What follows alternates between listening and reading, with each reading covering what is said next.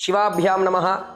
మరి కార్తీక మాసంలో ఏ విధంగా నియమాలు పాటించాలి అంటే ప్రతి నెలలో కూడా చాలామందికి కుదరదండి. కానీ కొద్దిగా ఈ ఒక్క మాసంలో కూడాను, ఒక మాసంలో అంటే మనకి మహా అంటే 30 రోజులు వస్తాయి కనుక ఈ ఒక్క 30 రోజులు కనీసం కూడా ఎవరైతే బ్రాహ్మీ ముహూర్తంలో అంటే సూర్యోదయానికన్నా ముందు ఎవరైతే లేచి స్నానం చేసి కార్తీక మాసంలో ఉన్నటువంటి నియమాలని కూడా పాటిస్తారో అటువంటి వారికి గొప్ప ఫలితం దక్కుతూ ఉంటుంది.